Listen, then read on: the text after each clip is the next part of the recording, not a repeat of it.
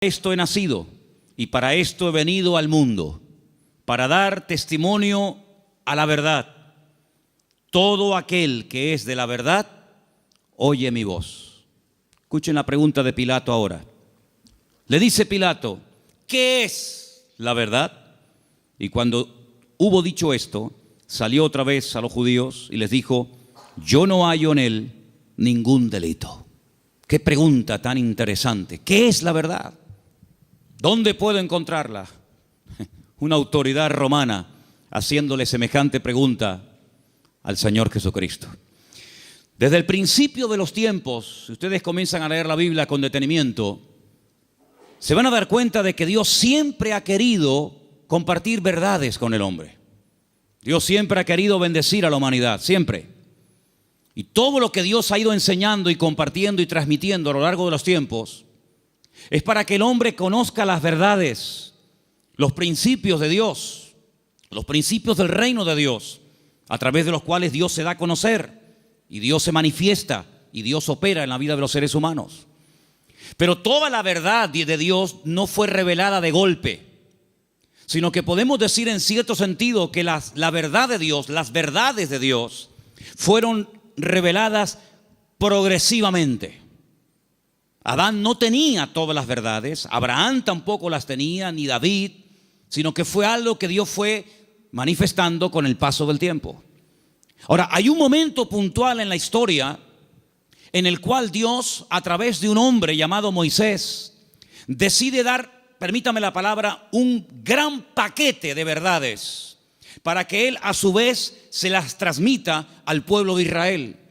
Y ese paquete de verdades, ese montón de grandes enseñanzas e instrucciones verídicas de parte de Dios, la conocemos con el nombre de la Torá o la ley de Moisés, el Jumash, el Pentateuco, los primeros 5 libros de la Biblia, donde ustedes pueden encontrar instrucciones y verdades que se pueden aplicar a la familia, a la economía, a la agricultura, al comercio exterior, a las relaciones entre seres humanos, etcétera, etcétera. Total, 613 mandamientos, 613 verdades que Dios transmite al pueblo de Israel, y a su vez el pueblo tenía la obligación de transmitirlas al mundo, porque Israel tenía que ser en aquel tiempo la luz en medio de la oscuridad donde estaban las naciones que le rodeaban.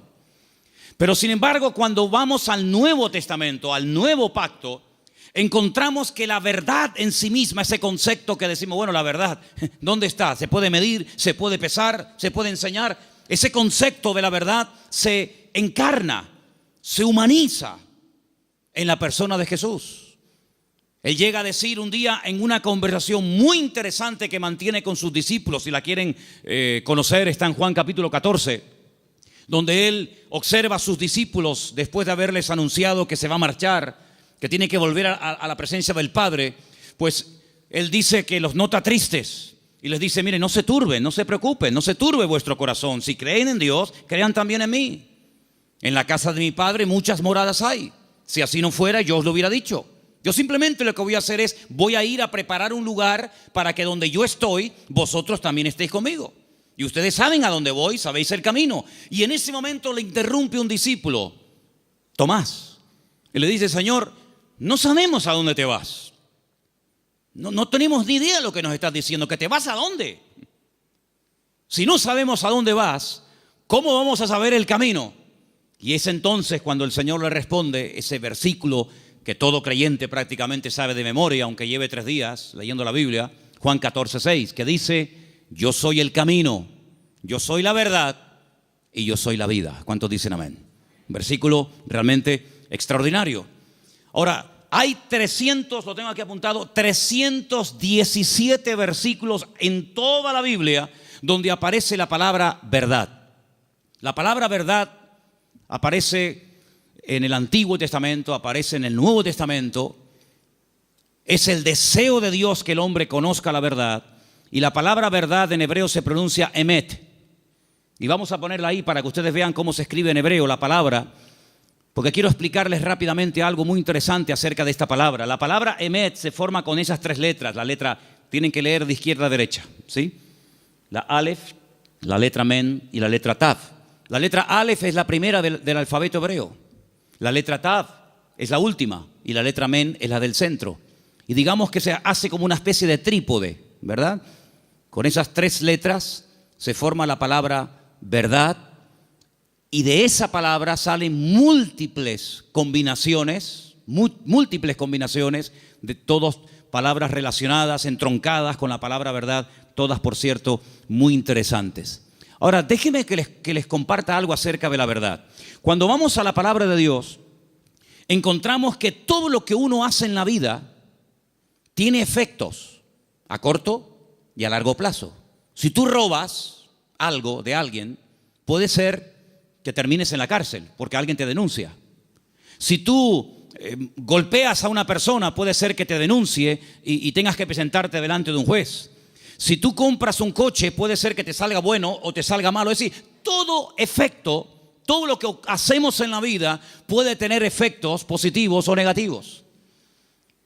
Si analizamos fríamente a la luz de la palabra de Dios, ¿qué es lo que produce en el hombre? ¿Qué efectos positivos produce en el hombre la verdad? Es increíble.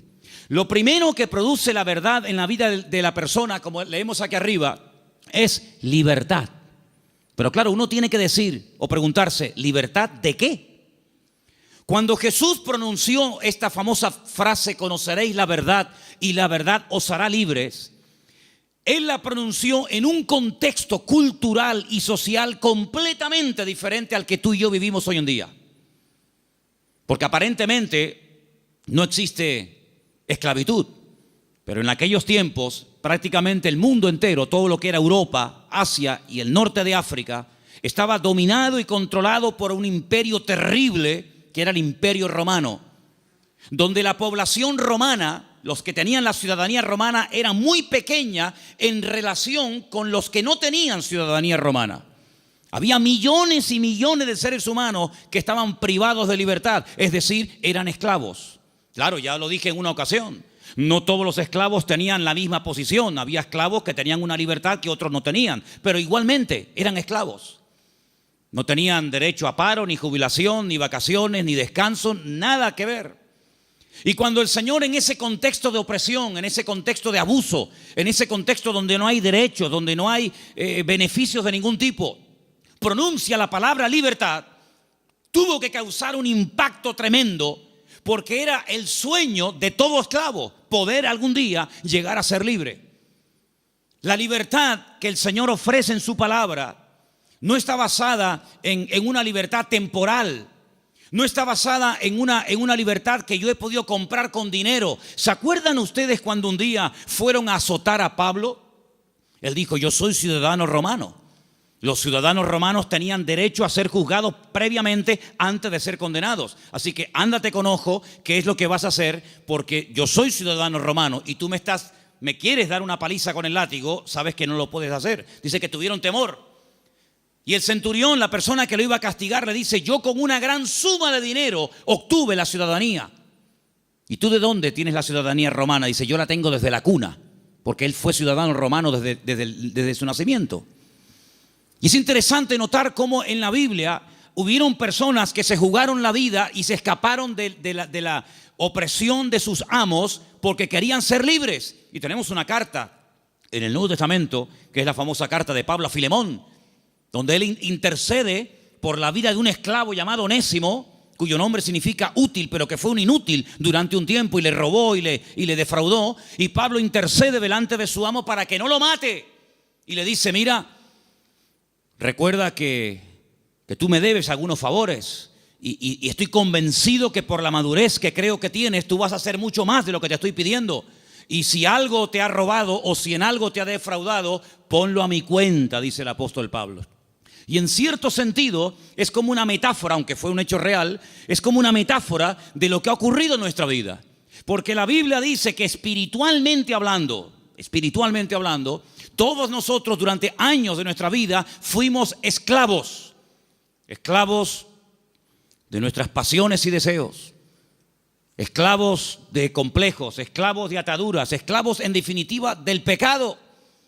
Creíamos que éramos y en el fondo éramos unos auténticos esclavos, o vivíamos para una sustancia que nos tenía atrapados y anulada completamente nuestra libertad y nuestro libre albedrío. Hasta que dice la Biblia que a través de la sangre de Jesucristo, que venció al diablo y rompió todas las ataduras en la cruz del Calvario, dice que Él compró nuestra libertad a precio de sangre. Y por eso Pablo, cuando le escribe, por ejemplo, a una iglesia en Galacia, le dice: hermanos, ahora que sois libres, sed maduros y no utilicéis la libertad como ocasión para la carne. Es decir, no paséis de la libertad al libertinaje, sino que la libertad que Dios os ha dado es para poder escoger y para poder discernir y para poder saber lo que os conviene y lo que no os conviene. La libertad viene a raíz de conocer la verdad. No hay libertad si uno no conoce la verdad. No hay peor tragedia en la vida que creer en una mentira creyendo que es una verdad. ¿Cuántas personas se inmolan cada día en el mundo y son capaces de explotarse y morir matando a otros seres humanos porque creen en la gran mentira de que si hacen eso inmediatamente llegarán al paraíso donde lo están esperando no sé cuántas mujeres vírgenes? Son personas sinceramente equivocadas. No son falsos, no son hipócritas, son personas que son capaces de dar la vida, pero por una gran mentira, creyendo que es la gran verdad de todos los tiempos. ¿Cuántas personas se han equivocado de camino, espiritualmente hablando? Como dice el proverbio, hay caminos que al hombre le parecen derechos, pero son caminos de muerte. En otras palabras, no hay libertad hasta que verdaderamente tú conozcas la verdad. Y cuando conoces la verdad, tienes paz, tienes seguridad, no tienes temor de nada ni de nadie, porque la verdad te hace libre, la verdad te hace dormir tranquilo, la verdad te quita todo temor al hombre, todo temor al día de mañana, todo temor a lo que te hagan o te digan. Porque la libertad gloriosa de los hijos de Dios está basada, está fundamentada en un hecho, y es en la verdad de la palabra de Dios. ¿Cuántos dicen amén? Vamos a leer un salmo. Salmo 86, versículo 11. Escuchémoslo. Enséñame, oh Señor, tu camino, caminaré yo en tu verdad. Afirma mi corazón para que tema tu nombre.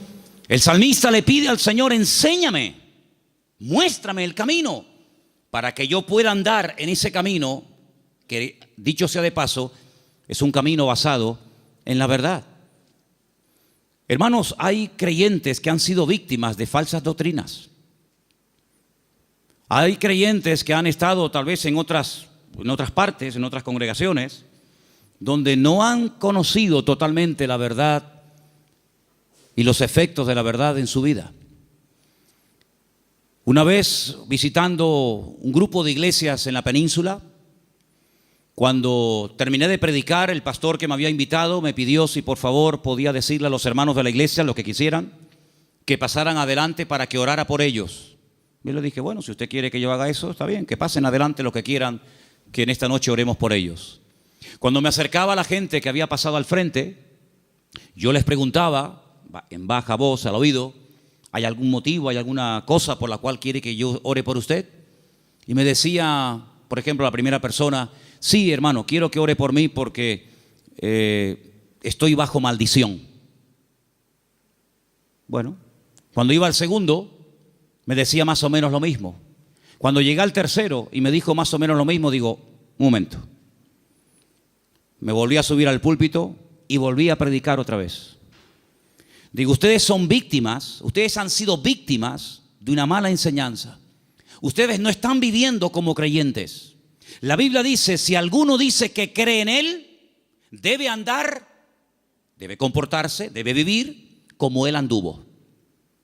En otras palabras, ustedes tienen el nombre de creyentes, de hijos de Dios, pero están viviendo como esclavos. Y el Señor Jesucristo vino a este mundo para deshacer las obras del diablo. Y ustedes no entienden que el Señor Jesucristo, cuando fue clavado en la cruz, cargó, según dice la palabra de Dios, todas y cada una de las posibles maldiciones, y Él se hizo maldición para que nosotros heredásemos bendición. Por lo tanto, ustedes están agarrándose a conceptos distorsionados y equivocados, y esa ignorancia es la que está haciendo que ustedes no vivan bien, no coman bien y no disfruten de la vida gloriosa de un hijo de Dios. Y cuando ellos recibieron esta enseñanza en esa noche y en otros días, ellos comenzaron a darse cuenta de que habían estado atrapados y habían estado esclavizados de mentiras que no sé quién se las enseñó, pero que ellos la abrazaron y la creyeron, interiorizaron esas mentiras, y si la verdad nos hace libre, la mentira nos hace esclavos. Por eso es muy importante, como decía el salmista: Señor, enséñame tu camino, enséñame las verdades de tu palabra para que yo pueda caminar por ellas. Leía en el día de hoy un libro que a mí sinceramente me apasiona, es uno de mis libros favoritos de lo que llamamos el Antiguo Testamento, el libro de Daniel. Hay un momento en el que Daniel ora al Señor pidiendo perdón por los pecados de la nación, sabiendo que el tiempo de la liberación del cautiverio en Babilonia se ha cumplido.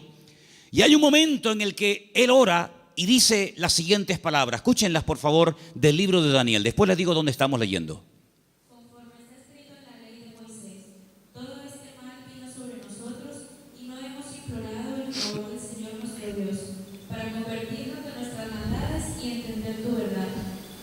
Daniel le dice al pueblo: la razón por la que nuestro templo fue destruido, la razón por la que miles de personas perdieron la vida y la ciudad está totalmente convertida en un montón de escombros, es porque no creímos, ni practicamos, ni vivimos según las verdades de Dios.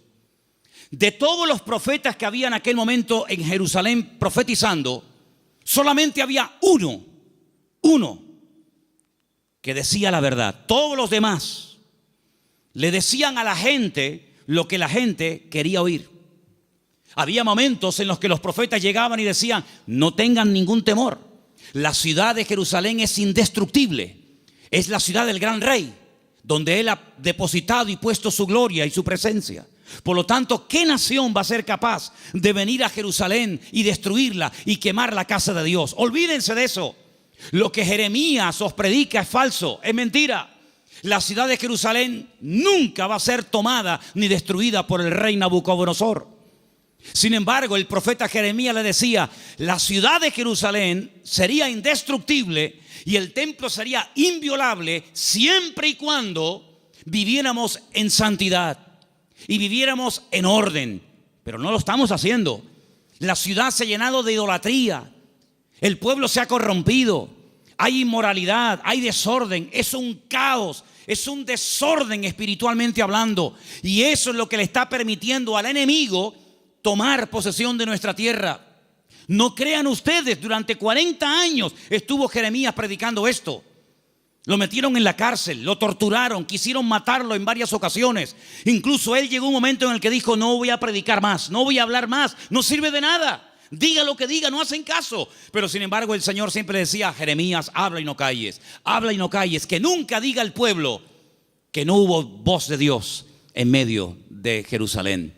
Él les decía: arrepiéntanse, conviértanse al Señor, corrijan sus malos caminos, vuelvan a la senda antigua.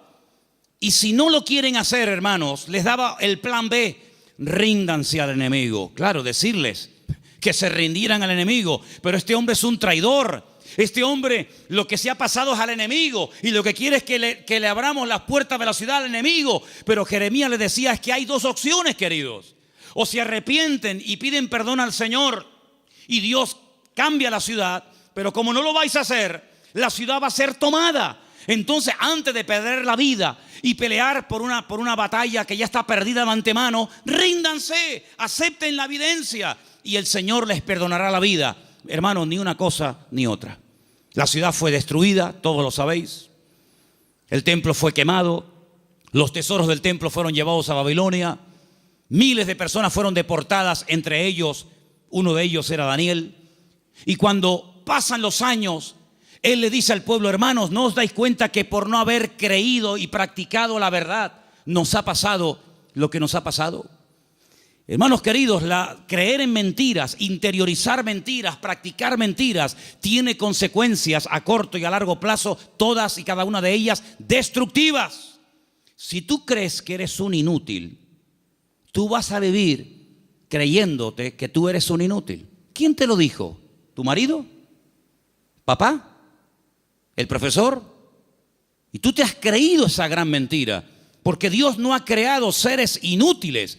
Dios ha creado al hombre a su imagen y semejanza. Es el hombre el que se deteriora, el que se autodestruye a sí mismo. Pero Dios creó al hombre como la corona de la creación. Dios delegó en el hombre responsabilidades que no delegó en animales. Y Dios creó el mundo para el hombre, no el hombre para el mundo. Pero lamentablemente el hombre prefiere creer en mentiras en vez de creer en verdades. Y por eso muchas veces es un auténtico esclavo de su ignorancia, de sus errores y de sus mentiras. Pero la libertad gloriosa de los hijos de Dios viene única y exclusivamente cuando experimentamos la verdad en nuestras vidas. He preparado una pequeña selección de versículos. Vamos a leerlos, por favor. Algunos de ellos están en Proverbios. El anterior les dije que estaba en Daniel 9:13. Pero quiero que leamos esta pequeña selección de versículos donde vais a notar que en cada uno de ellos aparece la palabra verdad. Prestemos atención. Proverbios 3, versículo 3. Aparten de ti la misericordia y la verdad. Átalas a tu cuello, escríbelas en la tabla de tu corazón. David le daba tanta importancia a la verdad en la vida de su hijo Salomón que le dijo: nunca te apartes de la verdad. Si tienes que amarrarla de una forma metafórica en tu cuello, hazlo. Pero que la verdad sea el fundamento de tu vida, de tu existencia. Proverbios 16:6. Con misericordia y verdad se corrige el pecado, y con el temor de Dios los hombres se apartan del mal. Con misericordia y con verdad. No solamente con misericordia, sino también hay que decir: mira, esto te ha pasado por esto, por esto, por esto. Y como yo le dije al principio, prefiero que la gente se ofenda y se sienta aludida por oír verdades que endulzarles los oídos con adulaciones y con mentiras que al fin y al cabo lo que te van a perjudicar sin lugar a dudas. Por lo tanto, si hay algo en nuestra vida que tiene que ser corregido, no va a ser corregido con adulaciones. No pasa nada, no te preocupes. No, es que le acabo de pegar una paliza a mi mujer. No pasa nada, seguramente se lo merecía. ¿Cómo? ¿Pero qué dices? No, es que acabo de robar en la tienda. Bueno, seguramente no tenías para comer y claro, lógicamente tenías que robar. No.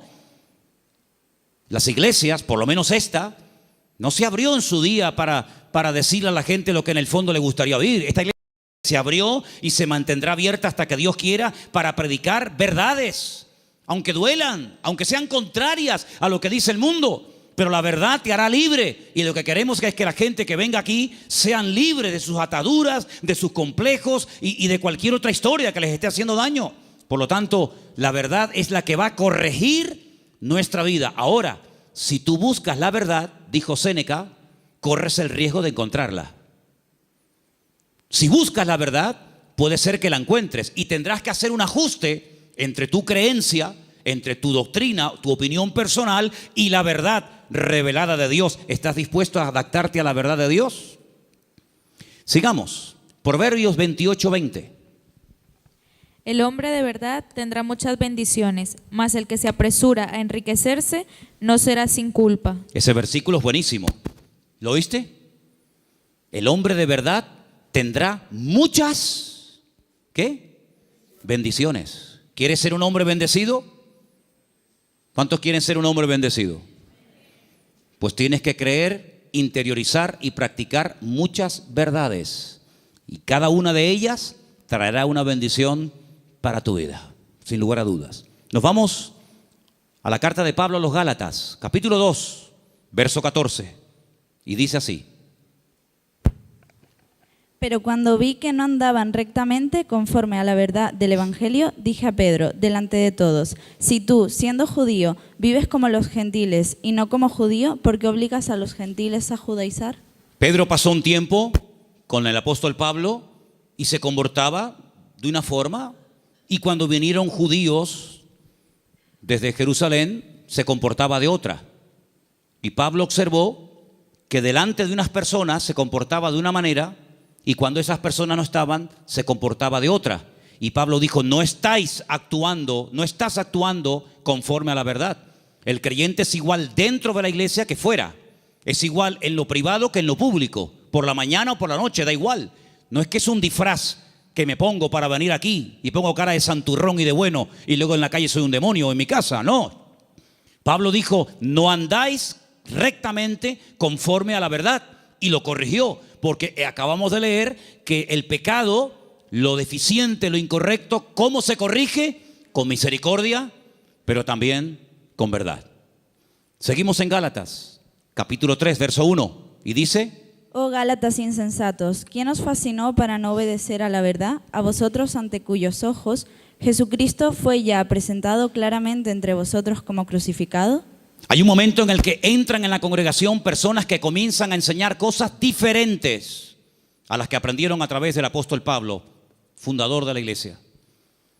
Le llega la noticia al apóstol Pablo y les escribe una carta y les dice, pero ¿por qué no estáis obedeciendo a la verdad? Luego, la verdad no es simplemente para decir estoy de acuerdo con ella, sino es para obedecerla. Es decir, por eso dije antes, no me diga amén y después hace otra cosa, porque el daño se lo va a hacer usted. A mí no me va a producir ningún daño el que usted diga a una cosa que yo predico amén y que luego no la practique. A mí no me va a perjudicar lo más mínimo. Pero cuando usted le manda al cerebro una orden, cuando el cerebro con su boca oye una cosa, usted con su boca dice una cosa, pero luego hace otra, está demostrado científicamente, créame esto, hermano. Cuando usted con sus palabras dice una cosa, pero hace otra, usted está enfermando su mente. ¿Qué le parece? Últimamente se han hecho experimentos en este sentido y se han preguntado muchos médicos y muchos doctores y muchos científicos, ¿cómo es posible que haya gente que aparentemente le tiene que ir bien en la vida, que tienen buenos trabajos, buenos coches, buena ropa, buena casa, etcétera, etcétera, y están como perturbados, están como algo, hay un conflicto en su mente, y llegaron a la conclusión de que cuando una persona con la boca dice una cosa, pero luego hace otra, está envenenando su cerebro.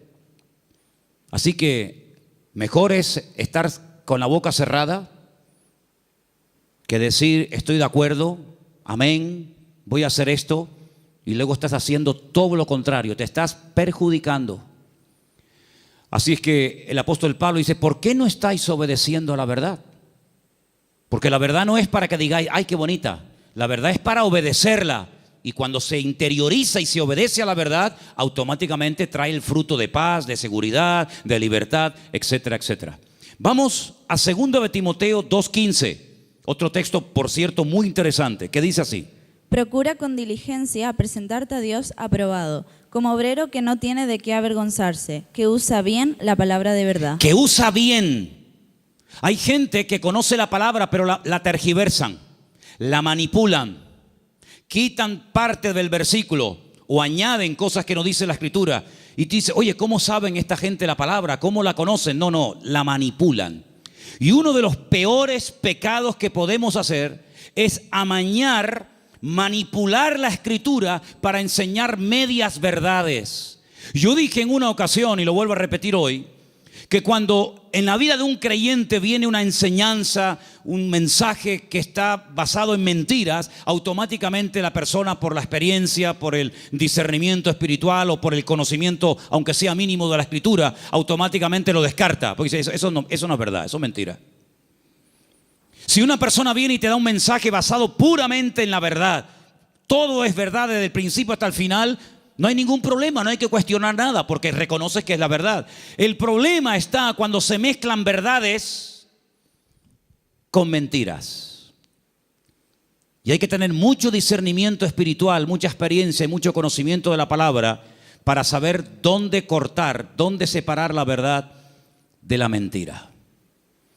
Hermanos, el Señor Jesucristo dijo una vez a los discípulos y por lo tanto a todos y a cada uno de nosotros en el día de hoy: os conviene que yo me vaya, porque si yo no me fuese, el Consolador no vendría. Pero si yo me voy, yo le rogaré a mi Padre para que os envíe el Consolador para que esté con vosotros para siempre. Es decir, que lo que ustedes pueden entender que es una desgracia y una tragedia, va a ser un beneficio para vosotros. Porque si yo no me voy, ninguno de vosotros podría tener el espíritu que yo he tenido durante estos años de mi vida. pero yo lo enviaré, yo le rogaré al Padre para que os envíe al Consolador y esté con vosotros para siempre. Y dice, Él tomará de lo mío y Él os lo hará saber. Número 2, Él os recordará todas las cosas que yo os he enseñado. Número 3, Él convencerá al mundo de pecado, de justicia y de juicio. Y dice algo muy interesante y lo he dejado para el final. Y Él os guiará a toda la verdad. ¿Cuántos dicen amén? La verdad no es una lotería que unos la descubrieron y otros tantos nunca supieron cuál era. La verdad tiene nombre y se humanó y se encarnó en la figura de nuestro Señor Jesucristo. Por eso Él declaró categóricamente, yo soy el camino, la verdad y la vida. Pero el versículo no termina ahí. El versículo añade la siguiente frase: y nadie va a ir al Padre sino solamente a través de mí. ¿Cuántos dicen amén? Jesús no es una verdad. Bueno, hubieron muchas verdades y Jesús vino a enseñar otra gran verdad. No, Jesús es la verdad con mayúscula y subrayado. No hay 1000 verdades y cada uno escoge la suya. No, Señor. Hay una verdad revelada en la palabra, manifestada en la persona de Jesucristo. Y si prestaron ustedes atención a la lectura que esta tarde se leía, hay un momento en el que en el discurso de Pablo, que se leyó esta tarde en el Areópago en Grecia, él dijo, hay un momento en el que Dios pasó por alto la ignorancia de las naciones. Pero Dios ha establecido que a través de su Hijo, el que a Él ha escogido, algún día, cuando Él lo tenga determinado, juzgará a todas las naciones de la tierra y por aquel varón que Él levantó y constituyó, juzgará a todas las naciones de la tierra. Es decir, hay un momento en el que pudimos ser ignorantes, pero ya no somos ignorantes ni queremos seguir siendo ignorantes. ¿Amén, hermanos?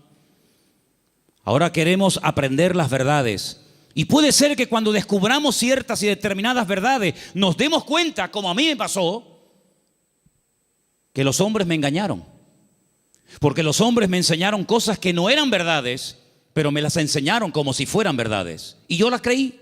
Y por eso no podía vivir una vida de libertad, de paz, de victoria, de bendición.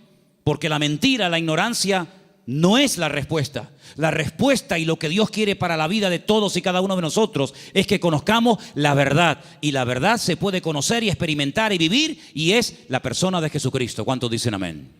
Quiero que leamos un versículo más.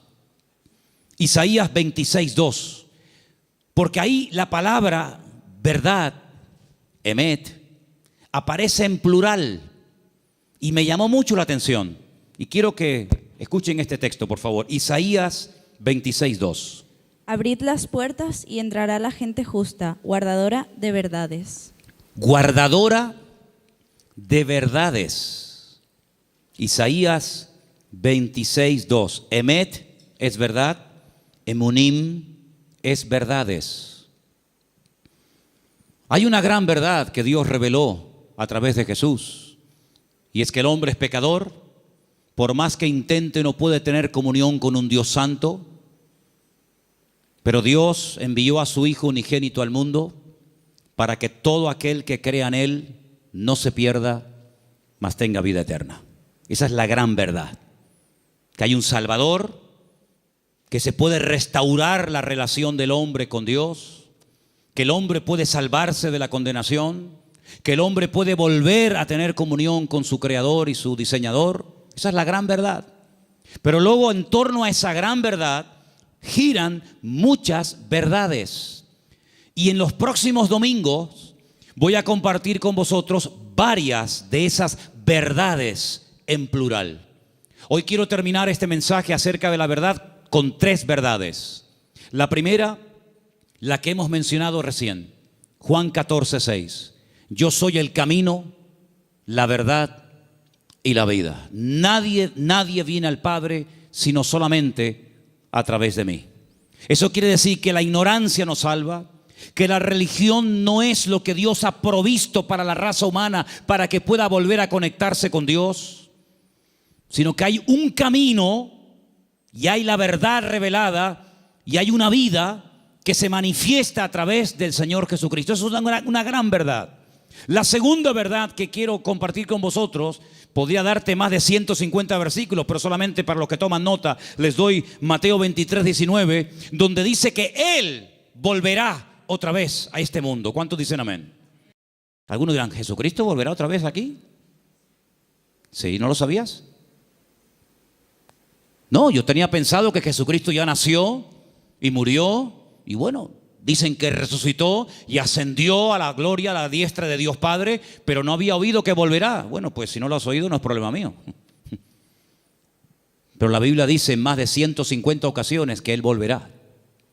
Y en esta ocasión no pasará desapercibida su venida, como pasó en la primera venida, que había nacido en un pequeño pueblo de Judea, en el sur de Israel, llamado Betlehem, la casa del pan o Belén. Y en ese pueblo hay una montaña que se puede visitar hoy en día, donde había uno, porque tenía muchos, uno de los muchos palacios del rey Herodes, y el rey Herodes ni siquiera se había dado cuenta de que esa noche había nacido el Mesías al lado de su casa. Y de repente vienen unos señores de lejanas tierras haciendo una pregunta muy interesante: ¿dónde está el rey de los judíos? Porque su estrella hemos visto en el oriente y venimos a adorarle. Y le están hablando a un rey, pero que realmente es un títere. No es el verdadero rey, no es de la línea genealógica de la casa de David, de la tribu de Judá. Es un rey que han puesto los romanos. Es un muñeco de quita y pon. Y por eso ellos se atreven a preguntarle al rey, entre comillas, de los judíos: ¿dónde está el rey de los judíos? Porque venimos a adorarle. Y ustedes ven que esos hombres, me da igual si eran 3, 20 o 40, no se postraron ante Herodes y lo adoraron y le abrieron sus tesoros, porque ellos sabían que ese no era. Y Herodes no lo sabía.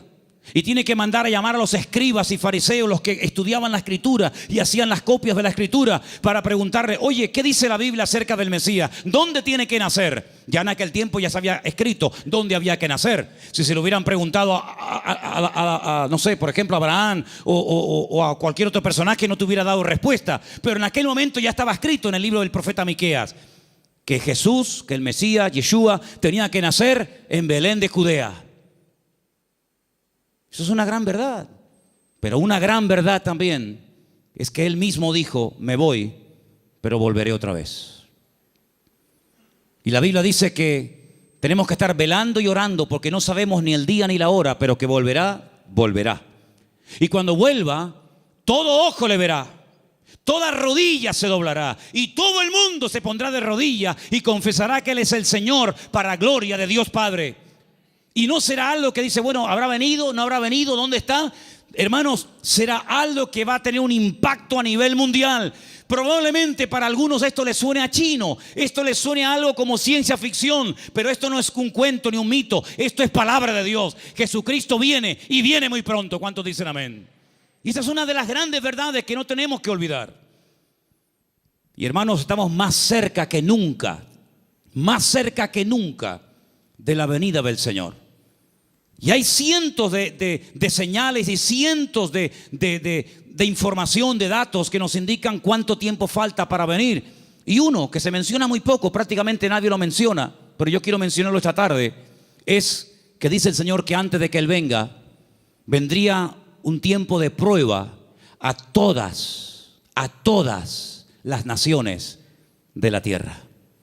Pero también dice la promesa: pero si ustedes guardan mi palabra y no niegan mi nombre, yo les guardaré de la hora de prueba que ha de venir sobre todos los habitantes de la tierra. Y estamos viendo naciones tremendamente ricas que están en la más absoluta miseria.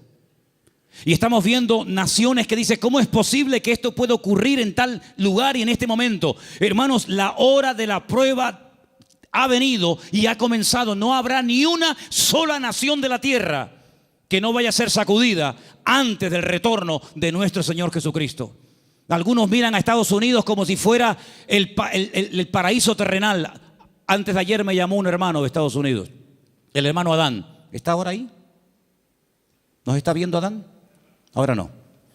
El hermano Adán es un hermano del Salvador que vive en California.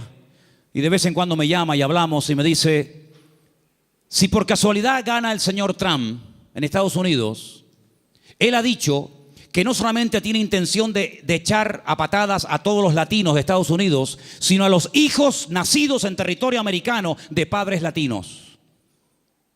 Ahora resulta que se jugaron la vida muchos hermanos y personas veían a Estados Unidos como decir, no, vámonos para allá y mira tú por dónde, que a lo mejor, no lo sé, dentro de un año a todos los latinos los meten en un barco y los echan cada uno a su tierra. Y entonces yo le diré a más de uno, te lo dije, la salvación no se llama USA, la salvación se llama Jesucristo.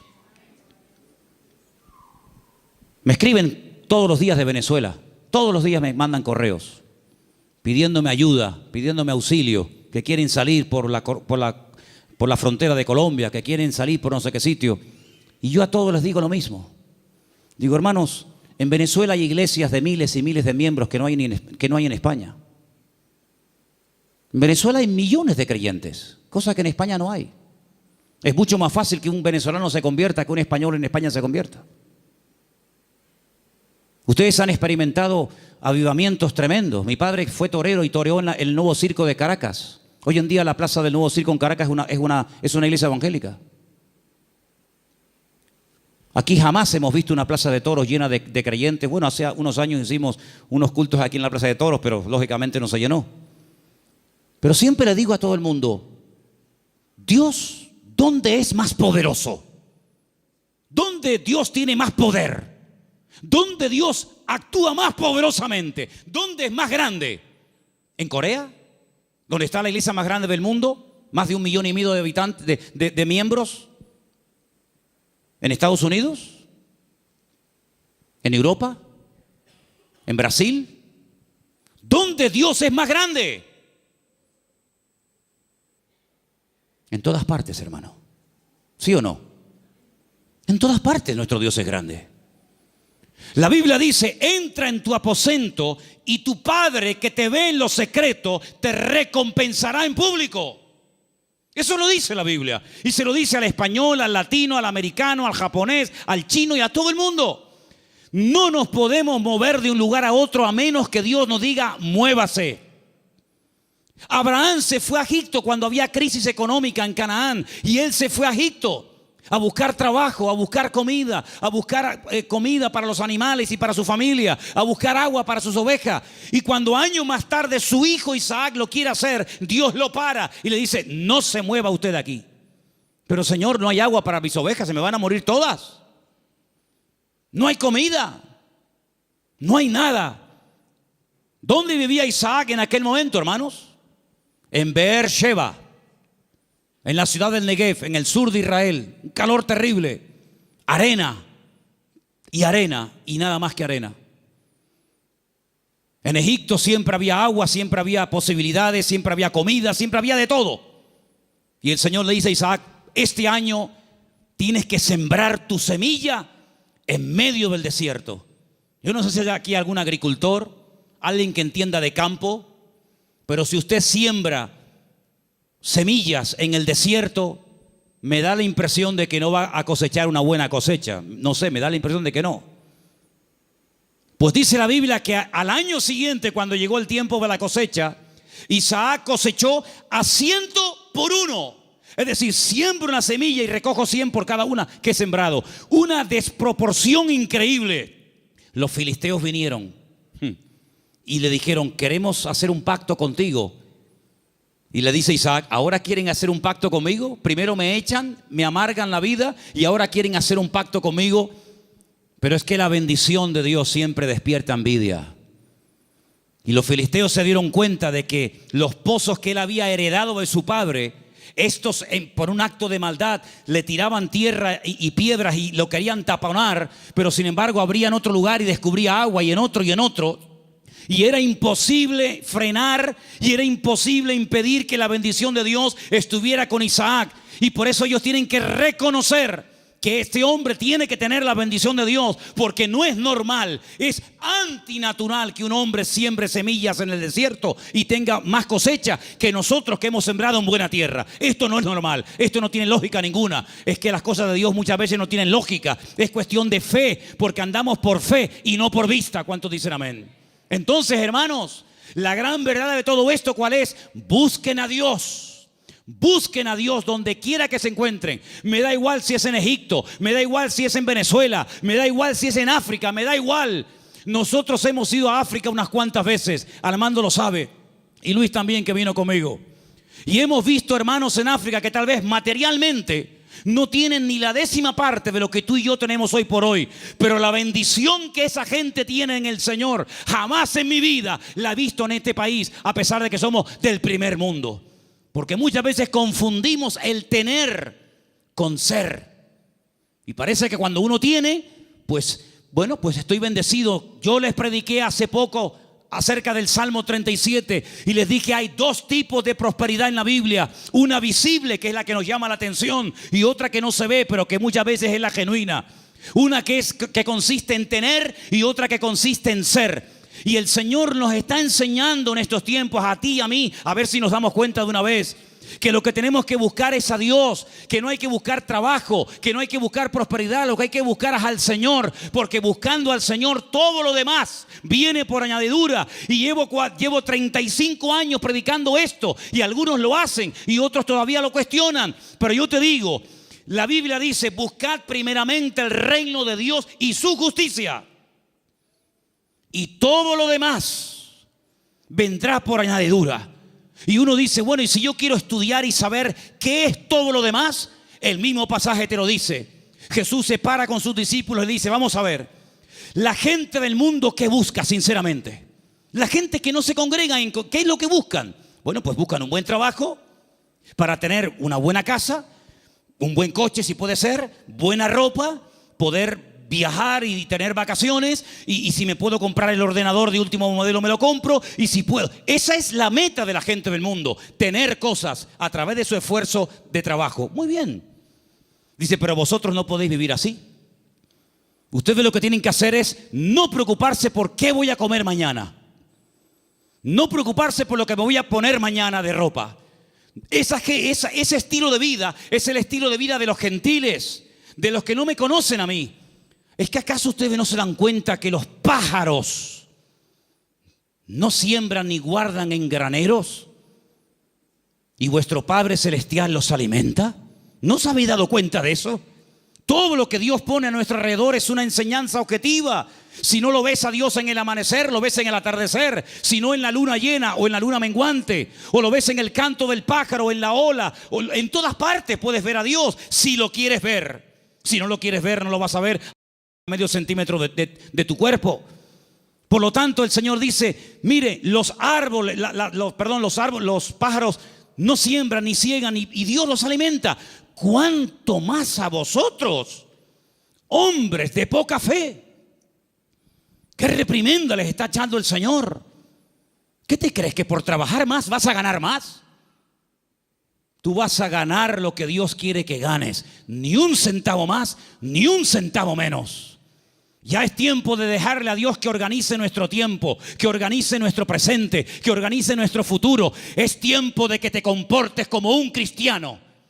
Y un cristiano depende del Señor absolutamente para todo. Desde el aire que respira, desde el agua que toma, de la comida que come, absolutamente para todo.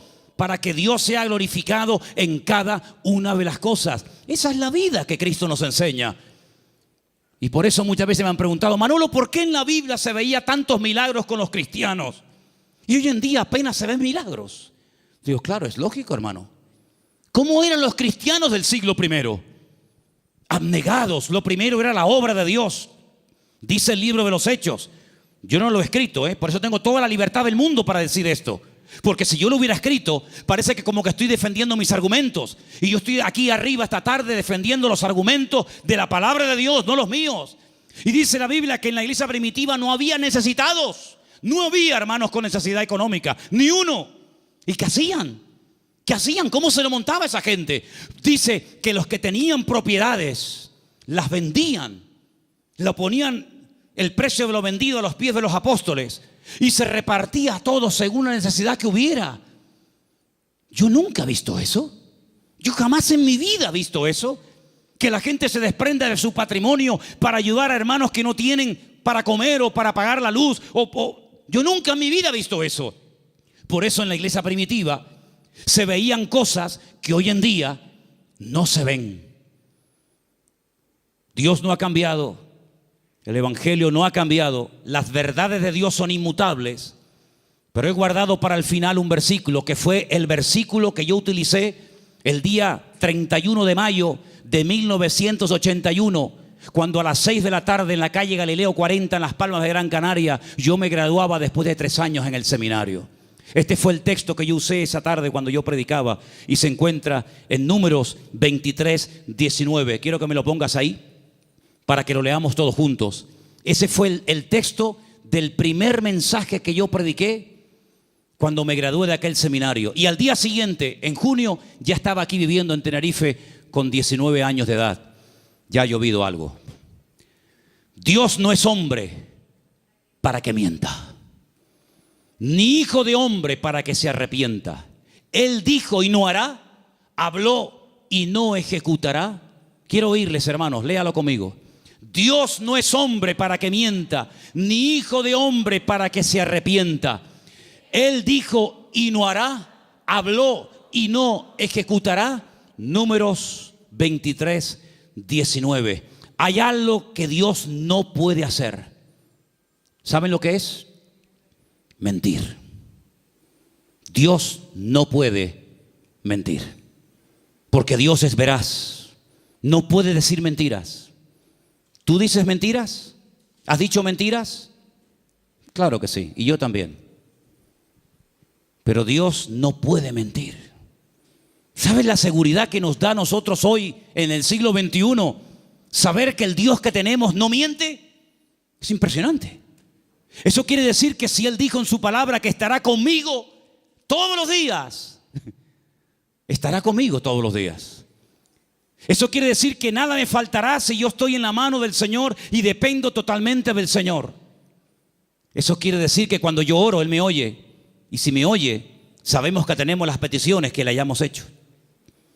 Eso quiere decir que cada noche cuando me voy a dormir a mi casa, el Señor manda ángeles para que protejan mis sueños y me protejan de todo peligro y de todo mal.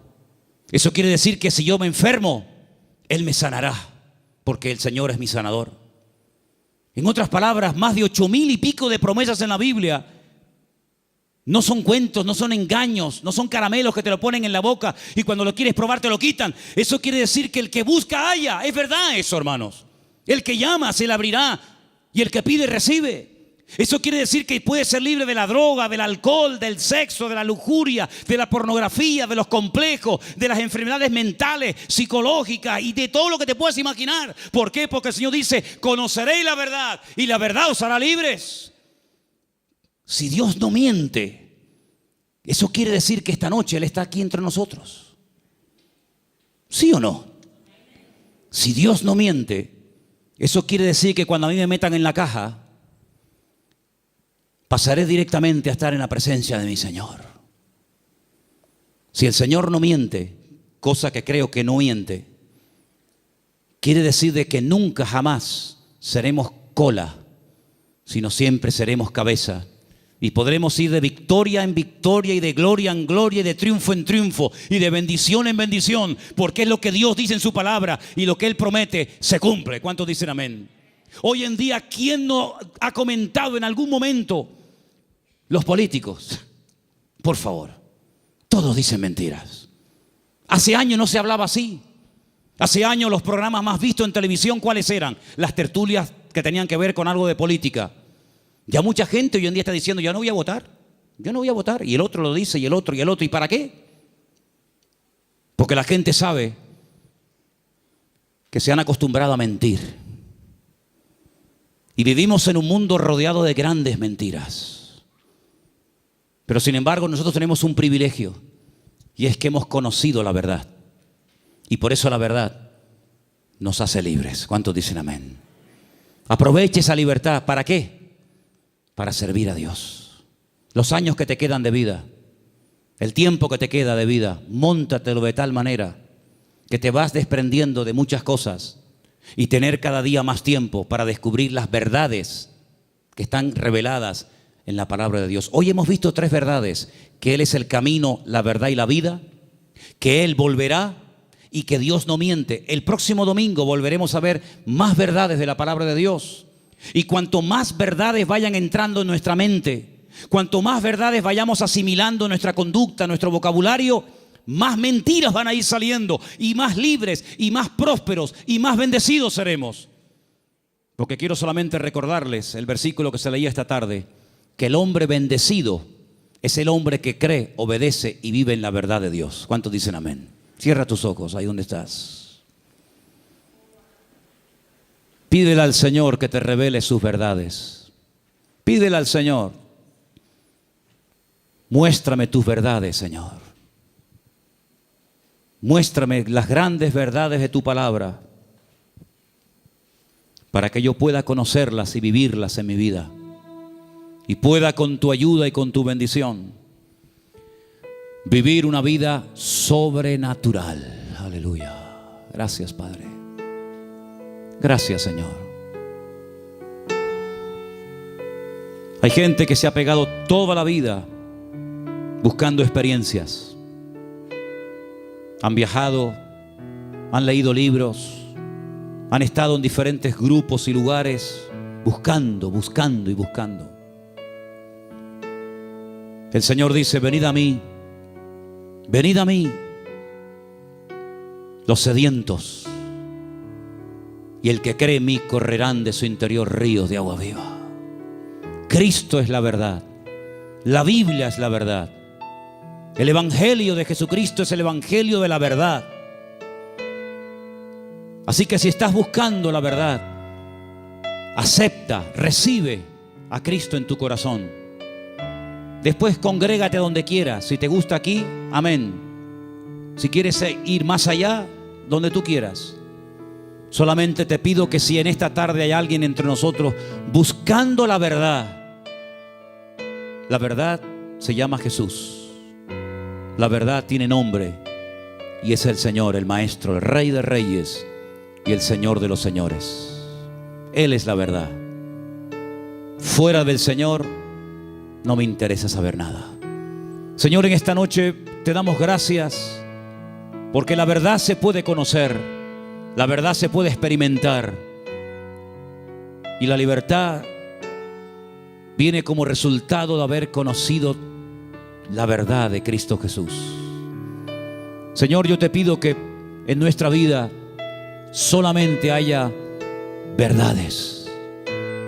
La verdad deshace, la verdad pudre el yugo de la mentira, de la esclavitud, de la ignorancia.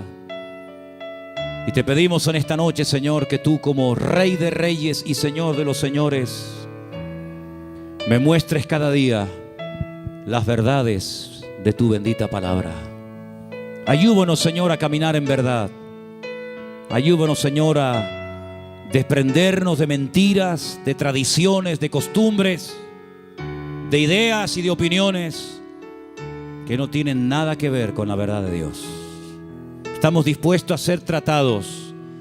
Estamos dispuestos, como decía el salmista: enséñame tu verdad para practicarla y vivirla. Señor, en el nombre de Jesús, aclara los pensamientos confusos, la mente perturbada.